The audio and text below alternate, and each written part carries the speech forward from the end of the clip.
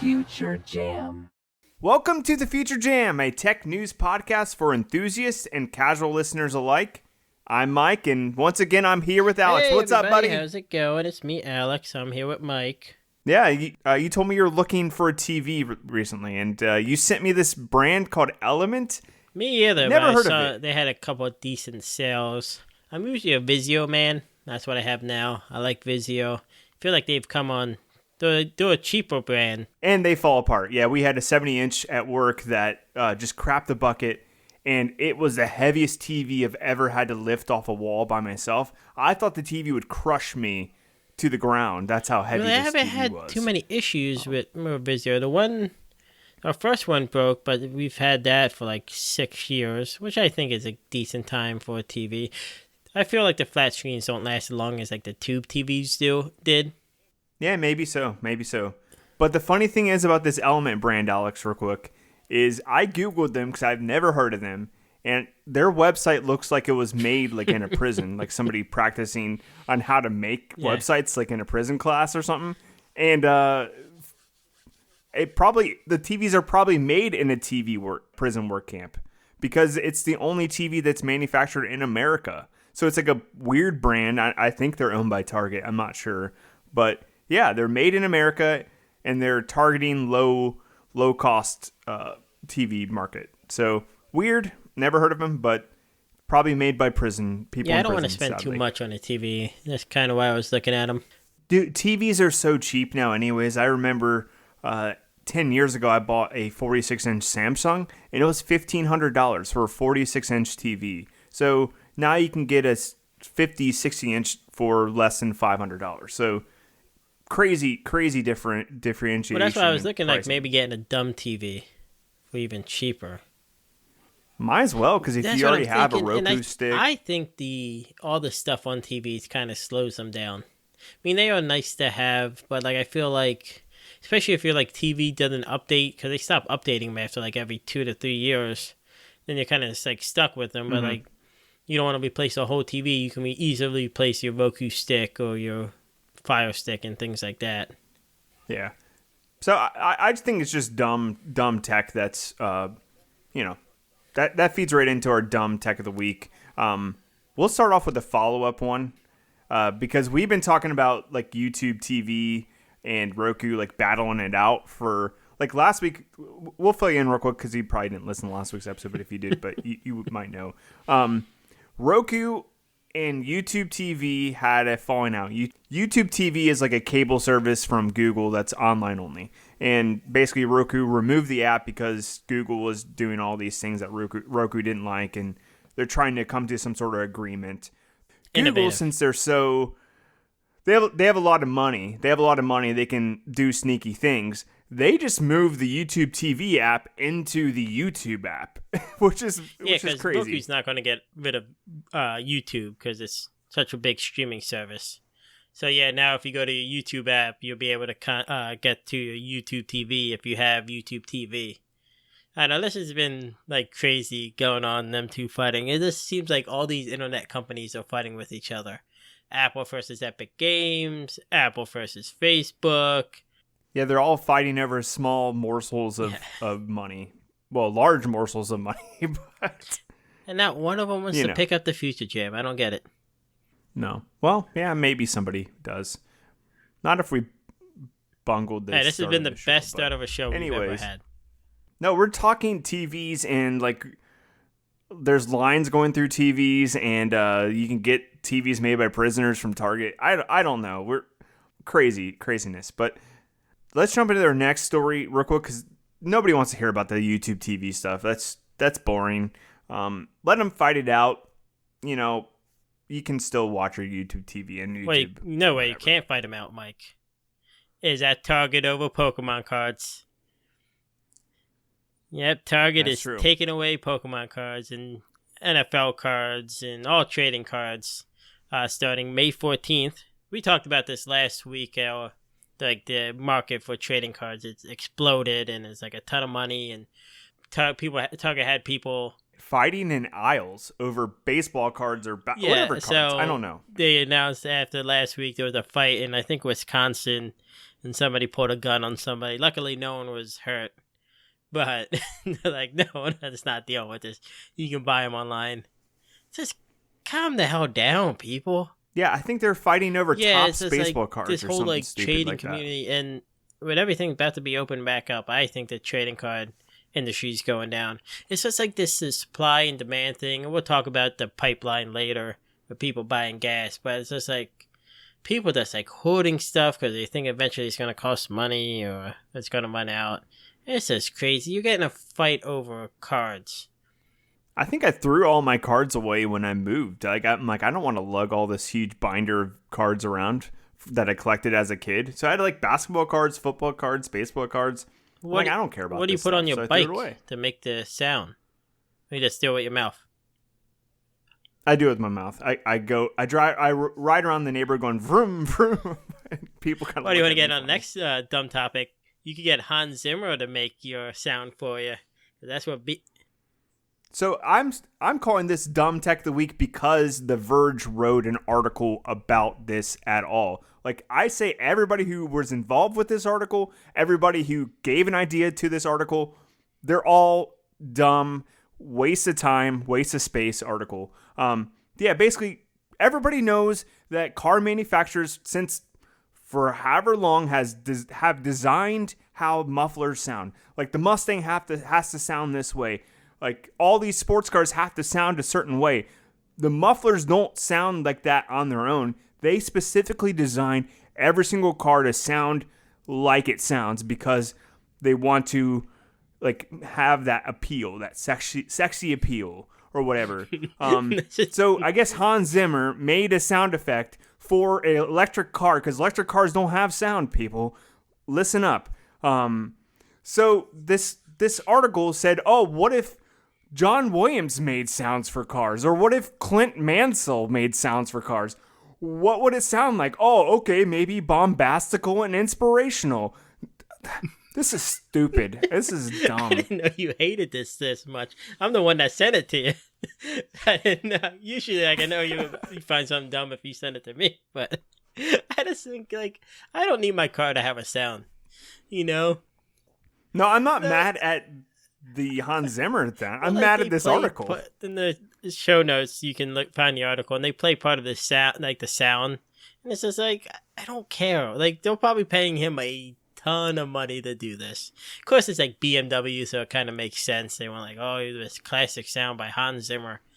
Like, who the hell cares if your car makes sound? What's funny is he probably didn't even make this sound himself. He probably had like an intern make it and just put his name on it. Unless it's like, if they're gonna do this, like, you should be able to pick your sound. Like, you can have like the Jetson sound, like that sound, or like something fun. On the Teslas, you can just get a flash drive and like put like different horn sounds on there. I know people do that all the time. I want my horn when if I'm like mad at somebody, go awooga. I mean, that I would definitely change my horn to that. I feel like some horns are just kind of lame and like if you try to honk at somebody, it sounds not intimidating at all. It's just like beep. I think my brother had a car like that. He's like, I would honk, but it's just like it makes it worse than what it is. Yeah, my mother-in-law's Honda Accord, she honked at somebody to move, and it was the quietest, like, silliest honk I've ever heard. And we just all chuckled in the car, like, that's not going to get anybody to move. I never honk. It's like never crosses my mind to honk at somebody. Yeah, like, it's weird though, because in other countries, if you travel to another country, it's just constant. Everybody's honking at each other to move. It's just like normal. Like here, it's rare. Like you start fights if you honk at the wrong person. If you're gonna get cut off and all. But yeah, like I've almost been in accidents. My wife's like, "How come you didn't honk?" Like, what's the point of honking? It's over and done with. Like, let's move on. It's like the last thing that comes to my mind. My mind is not get in an accident and hit the brakes. Like, that's it. I will honk occasionally, and I also do like a face and like kind of put my hand up a little bit, like, ugh. I will say, "What the F are you doing?" I'll yell that. Will you? Yeah. That's funny. Well, the other day, I called somebody. I was driving my kids, and I was like, I called somebody a jerk or something on the road. And like, I was like talking to myself. My son was like, "Who are you talking to?" I was like, "I'm talking to myself." He's like, "Why?" I was like, "Because that guy was being a bad driver." Let's steer this into something good, though, real quick. I want to bring up what I think, at least, is the smart idea of the week. And Ford just announced for its first electric pickup truck, which we'll set that aside for now because it's not actually its first electric pickup truck. But they are calling it the F-150 Lightning. Now, that is a marketing term to get behind, boy. Right there. That's the name. If you want to get somebody to buy an electric pickup truck, call it the Lightning. That's awesome.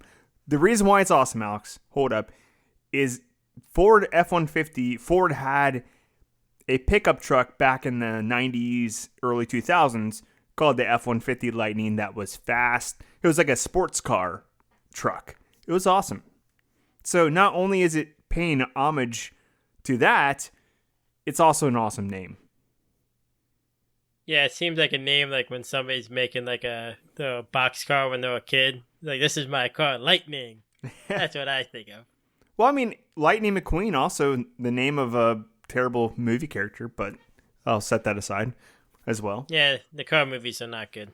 No, they're not. But yeah, I just thought it was awesome. They're going to actually announce more information about this truck later on in this, I think, this month or next month. May 19th, it says. It seems like the name got leaked early.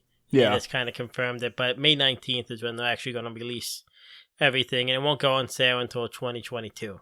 I'm actually excited because right now we just have the Cybertruck to look forward to and the Hummer truck, whatever that is. That's way too expensive for most people to buy. But I think the F-150 has a good chance to sell. Just because it's the number one truck to start out with, and adding electric to it, who knows? Yeah, if it can sell, this is a big push by Ford. They're spending $22 billion by 2025 on a dozen electrified models. So they're doing a big push. This is a side note. I finally saw like a Model Y Tesla. That's an ugly looking car. Yeah, I'm in between. See, in front of it's so plain looking. I was like, this car's just ugly. It goes the different direction. Like a lot of cars have like a bunch of different lines to it, or whereas all the Teslas are kind of rounded off and they're kind of flat and rounded off. I hear it's really easy to put wraps on them, and maybe that's why they're so easy to manufacture as well, is because everything's really clean and flat and round. So I don't know, maybe that's what helps keep the cost down. But yeah, it's not remarkable to look at all. Can you get the wood paneling on the side? I think they should bring those back. I think they should bring back wood paneling. Maybe in like the Jeeps or something like that. I think the station wagon just needs to come back. I did like the station wagon. My favorite seat to sit in as a kid was the seat that faced the other direction. Yeah, that was so cool. We had one. We had a blue station wagon. That was awesome. I'm not sure if that's illegal to have seats like that, or it's just not. I don't know. It just seems like maybe it's dangerous to have seats facing the other direction, and that's why you don't see them anymore. But I also miss like the color seats in the car, like the maroon or the blue and things like that. I miss those too. Well, like the tan, some tan cars have like the tan seats to kind of match. Like the weird colored seats instead of just like gray or black or white. Yeah, and I miss like the old like colors of cars. You miss a lot, Alex. Come on. They kind of did it with the Prius, but like you see like the old muscle cars and all, like those bright colors. Like, why don't they make those anymore? I love how you bring the Prius, the ugliest modern car to ever exist. But they had bright colors. I don't remember the coloring of any Priuses. I thought they all were just like white or gray or... My wife almost got a Prius C when she bought her car. Now she ended up with the Nissan Versa. Okay. I think it was like a bright... It was like a burnt orange. I like the color, but I think that was like the only thing holding her back from getting one. This was burnt orange. I think so. I think her dad kind of talked her out of the color. Then we ended up with like a titanium gray Nissan Versa, which is yeah, a nice great car. cars. I have a silver car, and I think that's just kind of, whatever. It's just the standard now. You want to jump into the tech news bites of the week, or when it comes to cars, I don't care about like how powerful cars and all. I want my cars to have cool colors and cool color seats and wood paneling. I'm with you. I kind of wish there was more like color variety in a lot of these models now. But you want to jump into the tech news bites, Alex? Yeah, we can. Tech news bites.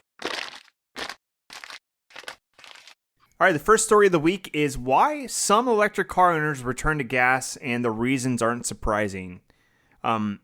Basically, what they found is 18% of electric car owners go back to gas, and 20% of plug-in hybrid cars go back to gas. And I didn't, like the article says, it's not surprising the reasons why some of these people did this. But what they found was like people who bought these cars and parked them in the street, or had an apartment, or had no garage or place to plug it in. Basically, it goes down to this. If you don't have a place to plug in your car at home, you're probably not going to like the electric car. Yeah, it makes sense. This has been a big problem that we've been talking about, is the charging grid for a lot of cars. And this makes sense. If you can't really have a garage where you can charge it overnight, you're worried about how long the charge is going to last, because it does go slowly down no matter if you're using it or not. It's not like a gas car where you can just fill up the next day or fill up the day before if you want. So it makes sense that being an inconvenience for people to go back. So, and they said Tesla has like the best retention. People usually stick with them. Yeah, and they said the 500e from Fiat. I guess Fiat doesn't make a good electric car. They have hardly any retention. People buy them and like get rid of them. Like, we don't want this electric car that's terrible. Also, they said that females are more likely to go back to gas. I was racking my brain trying to figure out why that would be. And maybe it's because guys are more gung-ho about new tech and they're willing to put up with like stupid quirks in cars, or maybe guys just feel safer like going to weird like charging stations out in the middle of nowhere. I don't know. I want to leave it on that. Now, that's next topic.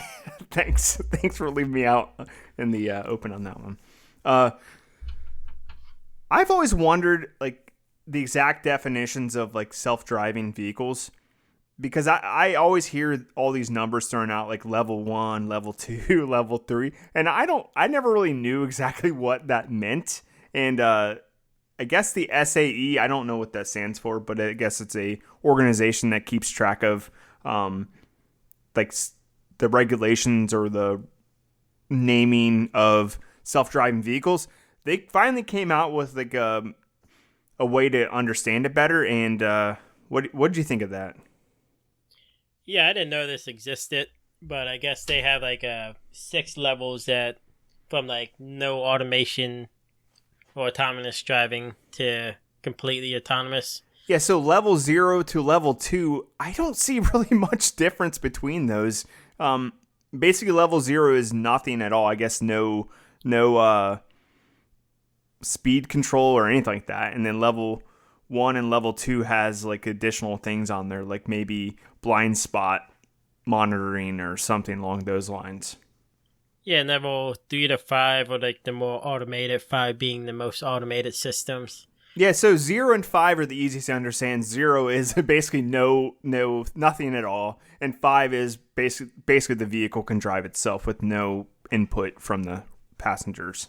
It just seems like it all kind of blends together. I mean, I guess this is good that they have to keep track of this and all, but it was confusing trying to separate what the different levels are. But they just updated them. So yeah, what's funny is level 4 is basically it's getting close to it, and they said steering might not be available and pedals might not be available. So level 4 is almost there, but they're like, we're shaky on it, so we may include a steering wheel or we may not. So that ends our car talk segment. We had like 4 car topics in a row. So if you don't like cars, I'm sorry about that. All right, let's jump on to the next one. And I remember having like a gift card from Best Buy like maybe 5 years ago, and wanting to buy a game and finding that the disc wasn't available for the console I was looking for. And I'm like, well, I could just buy the code for the game from Best Buy and just, like put that into the store and redeem it that way. And I found out you can't buy game codes from Best Buy or Walmart or Amazon. And I was wondering, or GameStop or any of those places. And I'm like, why? And now I know, I guess PlayStation blocks third-party companies or whatever from selling game codes. So you can only get game codes from the PlayStation Store directly, and somebody decided that that's a monopoly.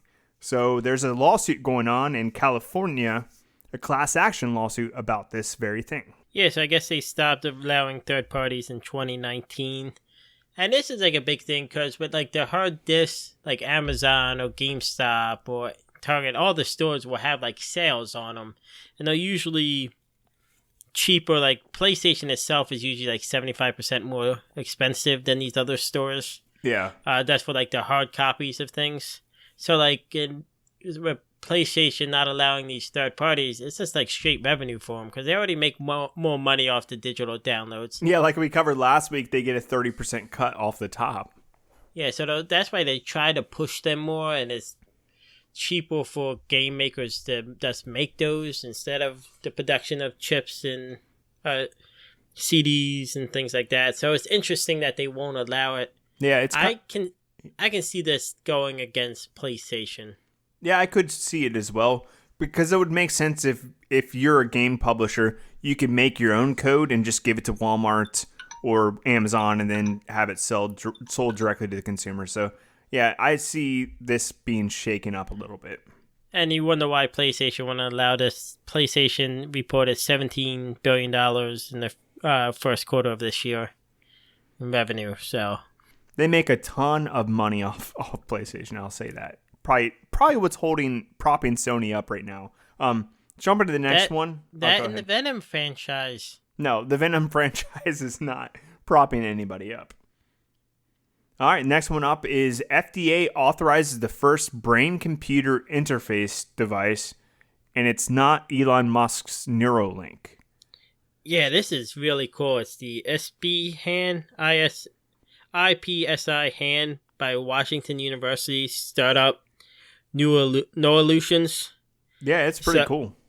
Yeah, so it's for people to have strokes, and a lot of times if you have a stroke, you lose mobility in part of your body. Yeah, so if you have a stroke, like say the right side of your brain gets damaged, the right side of your brain controls the left body movement. So if the right side of your brain gets damaged, you can't move your left arm as well. And that's what this thing is doing. It's allowing the left side of your brain to control the left side. Yeah, so it's like a wireless exoskeleton that would fit over your hand or wrist, and like a small head piece that records your brain activities and would kind of tell your hand to move and all. This would be really cool. My grandmother had a stroke a couple years back and all, and lost inability and I think the left side of her body. So like this, like let's think about like how much this would make her life easier. Like especially back then, like if she can have that, get that function back in her hand and like help her body recuperate and all. I think this would be great for a lot of people. And this is like what I want the technology to do. I don't care about like living longer, but this would be interesting. They're saying they got approval in November of 2021. So I think like the information's just coming out. So it's a slow process just because it's probably takes a long time to study, and they have to. There's probably not a lot of people that are willing to, jump in on this early on. But yeah, they're saying they're hoping to have out by like clinics and hospitals by the end of the year. Start moving with it. All right, next story up is maybe something that will help with the current chip shortage. IBM says it has created the world's first 2-nanometer chip. Let me explain to you what that means exactly. So, nanometer chips, there's like different sizes, and the smaller they get, basically they can compact everything smaller, and it's more efficient, and you can create more chips per per board. But basically, the company says it squeezed 50 billion transistors onto a chip the size of a fingernail, which is crazy. But it's important because it's going to allow for a lot of things, a lot more efficient devices. So they said that it'll give you the possibility to have maybe a phone's battery life last 4 days, which is pretty good. Yeah, the big thing is it's not as much as the size as the new nano sheets, which they can stack on top of each other now and create more room. This is the future. This would be the next big jump that they have in the transitionals, transistinator, whatever. You can reset. Nah, it's fine. I don't care. Whatever. That we've had in a long time. This is the game changer. The nano sheet technology is won't be right away, but phones will be a lot better. All technology, every time there's a jump in these, technology gets a lot better. And right now they're at 5 nanometers to 7 nanometers is the current ones. And getting down that with the nano sheet, this is going to be really big in the future. And it's surprised that no one saw this coming from IBM. They just announced it out of nowhere. No one thought they had this technology yet. They said Apple was kind of there with the M1. Yeah, M1 chips. They're at, I think, 5 nanometers or 7 nanometers. So yeah, as these chips get smaller, it'll make everything better, like wearables, watches, driverless cars. Pretty much everything is gonna take advantage of this because it's gonna cause less electricity usage. Batteries will be more efficient. All this sorts of things. So it's better across the board. Let's jump right into the next one, and we always bring up on this show about how we need to have better security and how a lot of companies are outdated and they don't protect themselves as well as they should. But we learned that since a lot of gas companies are run independently, they probably don't have the best technology, or they don't keep up to date with this stuff. But one got hacked. Colonial Pipeline, they supply 45% of the fuel consumed on the East Coast of America, and they're being held at ransom by hackers. Yeah, so this has been all over the news. So I guess the rumor is they did pay out $5 million to the hacking group DarkSide.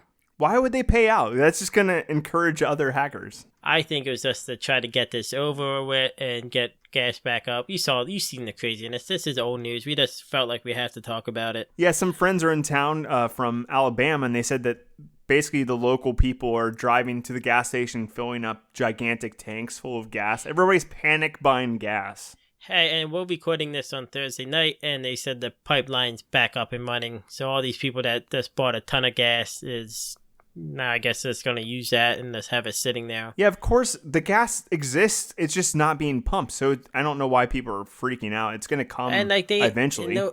There should have been no real panic. They said they were going to have it open by the end of the week. They had a bunch of gas left over from just people not using it during the pandemic. It's just people having to hoard this stuff. And you're the one that's causing the issue. Yeah, and even locally, we don't even get our supply locally from this company. And even locally, people are panic buying. And the Kroger near my house ran out of gas. And we're not even experiencing a shortage. People are just crazy. Well, and this is just a big thing. Is the cybersecurity for a lot of our energy networks should be the best that money can buy and technology wise, and this is a prime example. We have to invest in this stuff. Yeah, we have to invest in it, and there needs to be some sort of base standards for companies that provide such important infrastructure to the country. Well, I wonder how the ransom happened. I wonder if it was just somebody got an email and opened it, and if it could just be a phishing attack. No, it's because they actually shut down the pump, so it's not they didn't lie about it. Well, no, I think... Oh, you mean, do you think somebody who works there opened up an email or whatever? Yeah, that they weren't supposed to and all. Yeah, I don't know. That's fairly possible because I work for IT for a big organization, and that happens more times than you would think. We'll send out fake emails that look like phishing attack just to see what people will do. And you would be surprised what people enter in, personal information or click on things. I'm like, man, these people really should think before they click. No, my company does that all the time, like fake emails, like, and like anytime I have to question something, like the one was funny. We got like, it was probably the best one they sent, but it didn't work because it was my manager's name, like, hey, we have this meeting at this time, use this link. And he was standing at my desk talking to me. And I was like, I think this is a scam. It was like the best one they sent out. Usually like they're bad, but I wonder what happened. Let's get into our next topic. We went a little long on that one. Yeah, since this is the follow-up jam this week, we actually have a few follow-up stories. Oh no, we got the last one I added. I thought this was cool. No. Oh yeah, you did. You added one more. Sorry. Yeah. Well, technically, this is a follow-up story as well because we covered this a long time ago. The trash monsters, or whatever they called them.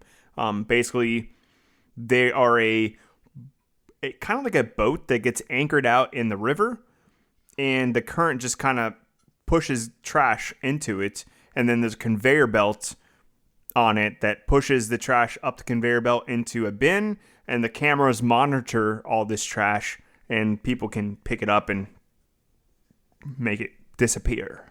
Yeah, I've never seen this. So it's the Ocean Cleanup Plastic Interceptors.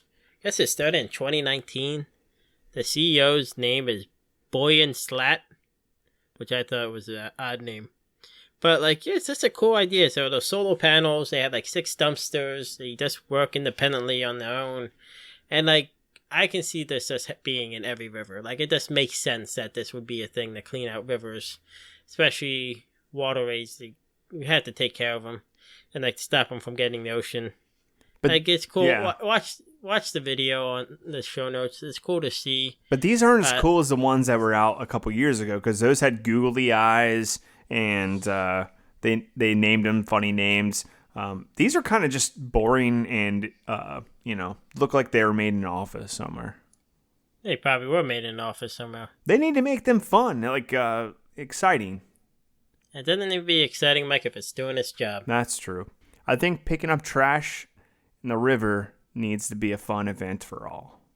Well, you're going to go down and watch? Yeah. I want to put like a folding chair out and just watch this thing eat up trash. Oh, is it going to get that boot? It's going to get that big tire. Is the tire going to fit? No, it's not. Okay, let's get into our follow-up stories. I feel like the past couple of weeks you've been trying to cut off my last tech bite I add. Well, you keep sneaking them in on me, and as I scroll down the page, I miss them sometimes. Well, you're the one. I mean, I got this one in on Tuesday. We were supposed to record on Wednesday, but somebody couldn't record because, the NFL schedule is coming out. No, it was some friends were down. Friends were in town. That was your excuse. The NFL, because this was going to be my dumb tech of the week, is the NFL schedule announcement and how crazy people go for it. Well, it's fun. It's exciting. It's not that exciting. It's just a list of games like, oh, they played this team then. Well, it's fun to because it's all about narratives, Alex. So you can kind of look at each game and kind of make up your own narrative in your head about that game. And it's exciting. Oh, Tom Brady is going back to New England and he is playing against Bill Belichick. And it's going to happen on this date, this time. The legacy continues. So it's exciting stuff. You might see Joe Burrow play against Trevor Lawrence. Wow, great stories. So yeah, that's why the schedule's fun. It's just any time that we don't have football on TV, you need every single last morsel to keep you going. You're like an addict. You need your next hit of football because any time that's not football is bad time. Bad time, Alex. So 8 months of the year is this bad time? I just can't stand. I need those 4 months because as time goes on and further away from football, life just becomes meaningless, Alex. I don't know. I feel like my life is happier without football. No, because you're an Eagles fan, and only an Eagles fan would say that. No, I get consumed by fantasy football, and outside of it, and then I realize, why did I care so much? This schedule is just boring. They talked about it all day beforehand, and then all day. What games are you most excited for? Who the hell cares? Well, you don't have to read it. You don't have to read it.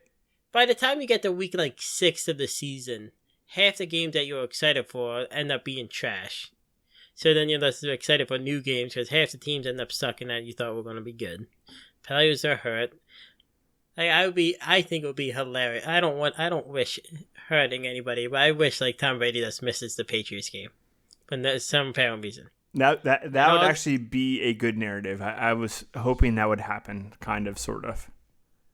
But I also would like to see it happen as well. Like, I don't care. Like, outside like the Eagles game, I really don't care what game's on. I don't get excited for them. Well, yeah, maybe you're just not a big football guy. I like football. I watch. It's not ringing true to me right now. No, I'm not feeling the like from you. I'm feeling like, oh, I don't care. Like, oh, they could play a Pee Wee football team for all I care. Oh, yeah, as long as the Eagles win, I would watch it. You tell me you wouldn't watch a professional football team play a Pee Wee football team in football. Now that you mention it, I would love to see. I would love to see the Steelers play like a local high school team and just demolish these kids. Oh, that's terrible. There'd be a lot of injuries. This happens all the time in sports. It's like when there's a really good like college team, like, oh, they could beat a professional team. Like, no, they couldn't. Just stop kidding yourself. Like, it's calm down. No, think of every single player on a NFL team is the best players from a college team. So basically, yeah, it's impossible. So let's jump. Well, this was our sports talk segment. Sports talk actually, brought to you by Gatorade. Gatorade, the thirst quencher. We'll actually put this up on the Twitter poll if Mike puts up the Twitter poll yet. NFL schedule release. Fun or the stupidest thing ever? You let us know. Yeah, vote on that poll if I remember to put it I'll remind Mike to put it up. Yeah, you keep saying that, but I get 0 reminders every week. And I always forget. You always forget, exactly. Yeah, so anyways, our follow-up stories. The UK Postal Service tests autonomous drone deliveries to remote islands. This is exciting, because delivering a package from like UPS store to my house is, feasible from a vehicle, easy to do. You can just put it in a van with a person or put it in a truck with a person. Easy. But it's hard to get a package from a mainland to an island. It's just a lot of work, expensive. No, this is actually like what I would want. Like I don't need drone deliveries in my neighborhood. I mean, I guess you don't. If it's better for the environment and all, but like this is a lot easier for delivering mail and what it like should be used for, getting stuff to people in remote places. So they said it can hold up to 100 kilograms at a time, which they said is probably the average of what it usually delivers. Yeah, so the first craft is basically a drone that looks kind of like an airplane, and it flies 70 miles. Nobody's like manning it, so it's out of sight. And that first drone gets the packages to the island.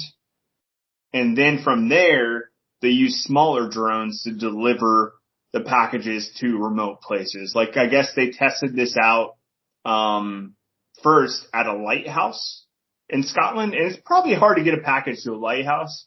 But yeah, they can get like medical supplies. This is important, especially if somebody's a diabetic that lives on the island or needs specific medical supplies on a regular basis. It's not very feasible to send somebody to all these remote places to deliver these things in person.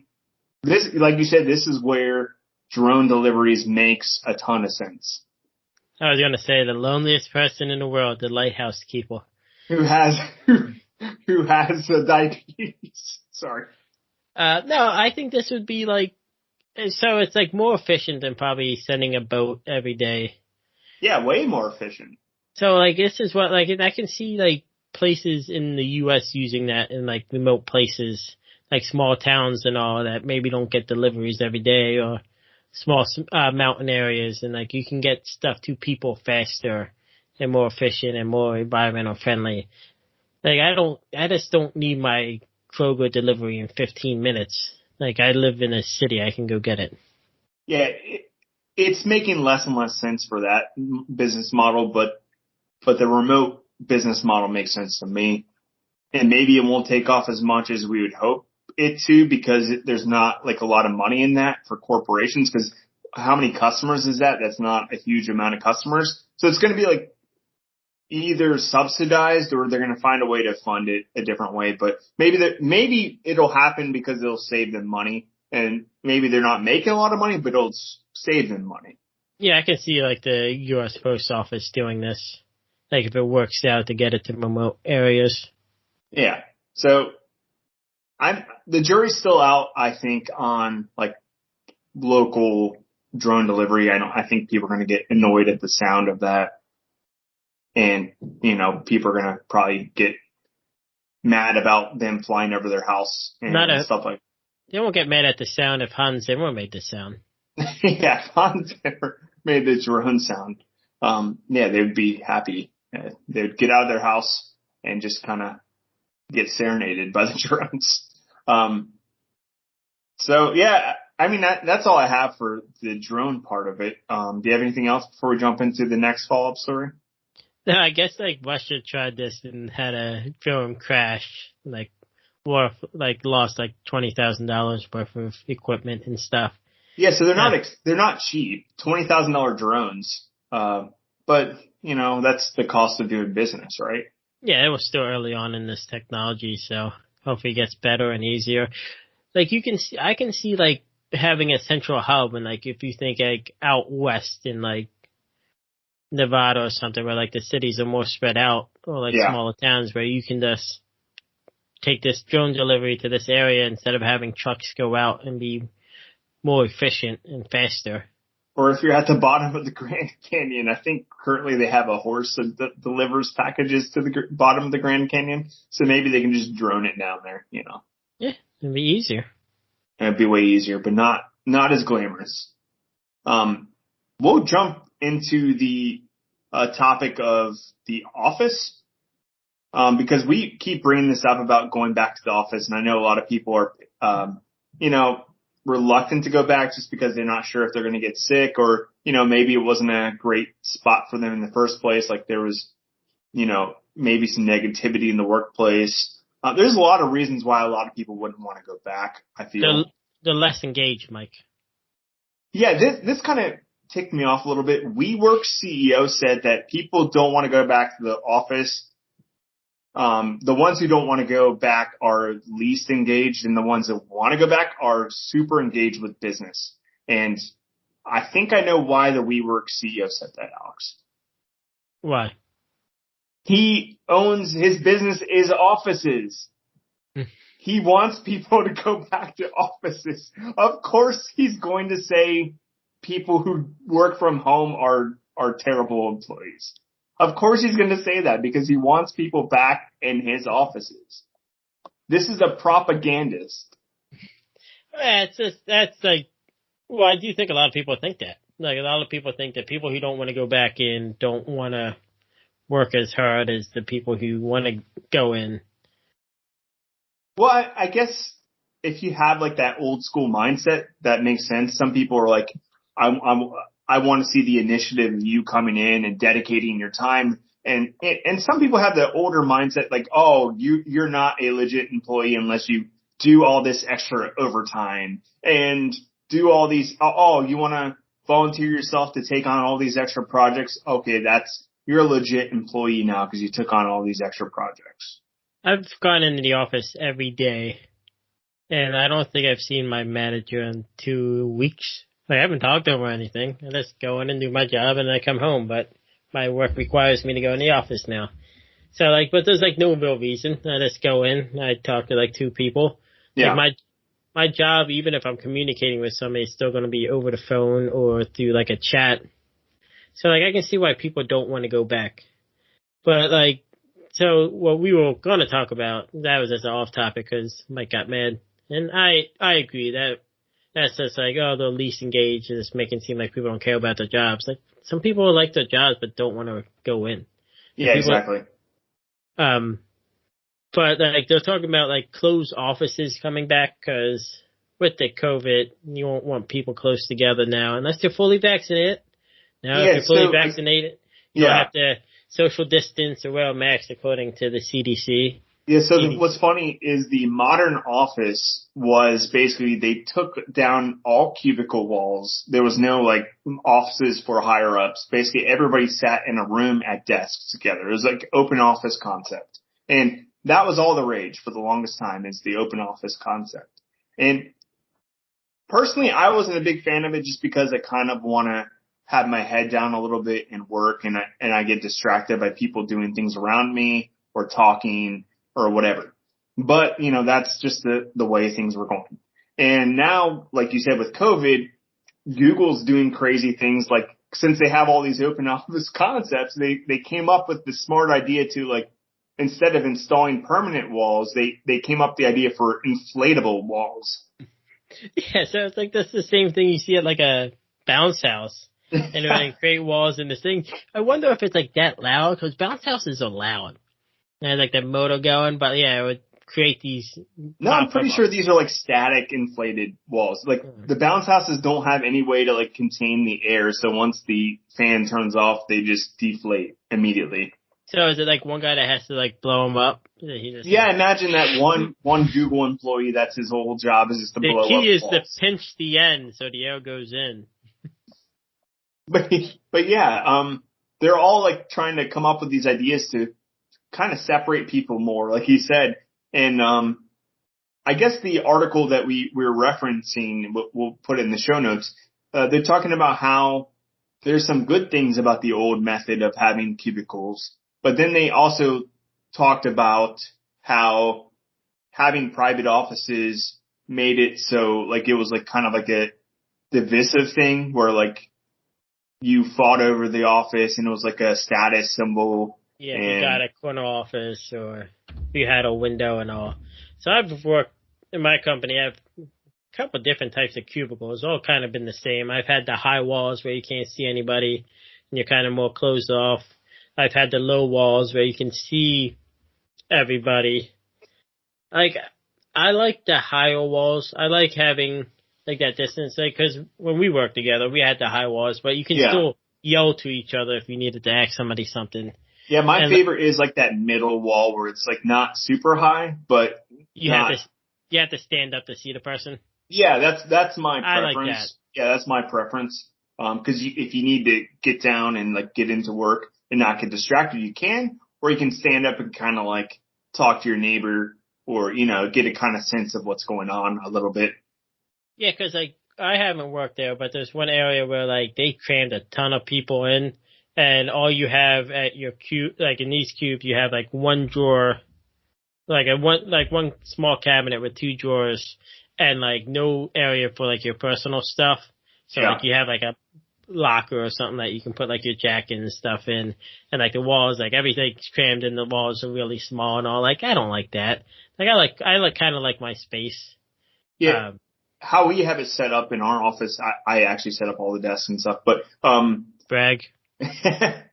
We have it set up where basically it's one long row of desks and there's nothing dividing the people sitting next to you, but there's a little divider in between you and the person sitting on the other side. That's how I think mine is, if I'm following you correctly. But like I don't mind the cubicle, but the company that made the cubicle, like, they didn't design them to be long-term solutions. They kind of designed them to be like what Google's doing with these inflatable walls. So they were designed to be able to be broken down and move easily. That's what they wanted. Well, which is smart because floor plans change a lot in the office, or when you need new people or less people. So, like, things change so much in the office, you need to take down or put things up. So it makes sense to have a cubicle as opposed to putting in permanent walls, because then somebody else comes in and they're like, oh, I want these people up here. We don't have room for them. We have to tear these walls out. So, yeah. Yeah, somebody's always like, tear down this wall. Yeah, I wonder I wonder if like companies will go to like the closed store. I don't think they will. No, that's just not going to be I think it's just not a popular thing to have like actual offices again. In a lot of places. So maybe like some CEOs and like that will have offices. And I know I think where you work, there's still, certain managers that have their own office. Well, like your cubicle kind of gets bigger, like the higher you go up. But even like our RVPs don't have like an office; they have a bigger cubicle, usually by a window. Yeah. And like that, they can fit a couple more chairs in, and it's usually like in a corner, so they're kind of by themselves, but like it's still more open. So yeah, I don't think things are going to change much. I think it's going to be about the same, honestly. So yeah, this article was basically saying like there's going to be a huge change, and basically, yeah, inflatable wall, yeah, that's not going to stay around for very long.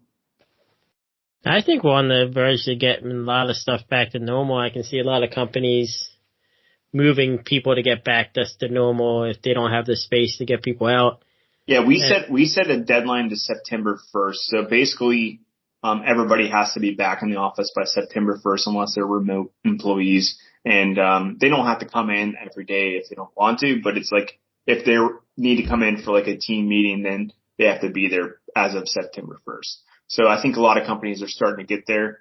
CDC just released an update that if you're vaccinated, you don't have to wear a mask in the inside or outside anymore. But that's also up to local codes and all that stuff. But why would they make them come back before Labor Day? That's what I was looking at. Yeah, I don't know. We don't really have like a set holiday schedule anymore. We just get 10 holiday days and we can take them whenever. So like the company's never technically closed. People can take holiday days whenever they want to. You get that with like PTO days too? Yeah. That would be nice because there's some holidays like I get off President's Day, which I don't mind. I end up usually doing something, but it's President's Day. I don't do much. You don't go around and like dress up like a president and go door to door and get candy? I do dress up like James Polk and go door to door. I thought that's what people did. And I kind of got like frowny faces from most people when they knocked on their doors. But yeah, they probably just thought I was dressed like a old man. Yeah, most of the presidents are old men. Exactly. And then you can't dress up like Obama, so. No, I can't. Unless you're just going to be JFK, that's it. Exactly. All right, let's jump into our final one. This is the Tech RIP Good Riddance edition.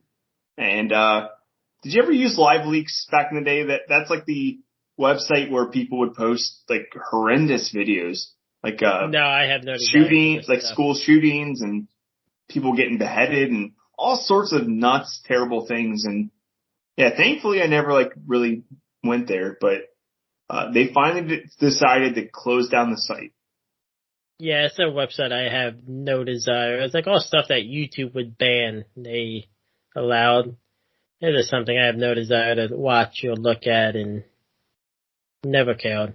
No, I didn't care either. And I kind of think that the founders decided that that's not something they wanted to have their name attached to anymore. And they even said that they changed as people and grew. And they probably realized that it's probably not the best thing to have out there. Yeah, it's just, there's other sites for that now. I can see this like not wanting to. Maybe they also wasn't as popular as it used to be because there's a ton of other sites now where you can get that stuff. Yeah, that's true. You can basically see it on Reddit or pretty much anywhere that you can find stuff like that if you needed to. But I don't get how people watch that stuff. No, it's just sick. I think some people just, I just don't understand. I can't wrap my head why anybody would watch any of that stuff. But good riddance to Live Leaks. And that's our Tech RIP of the week. You can find us at The Future Jam on Facebook, Instagram, Twitter. Leave us a message at 513-BOT-COLA. Tell us what we got wrong. Give us an idea for a segment. We'll play that on the show. You heard one last week. And thanks for listening. Yeah, thank you. And let us know if the NFL schedule release is fun or the stupidest thing ever. Thank you.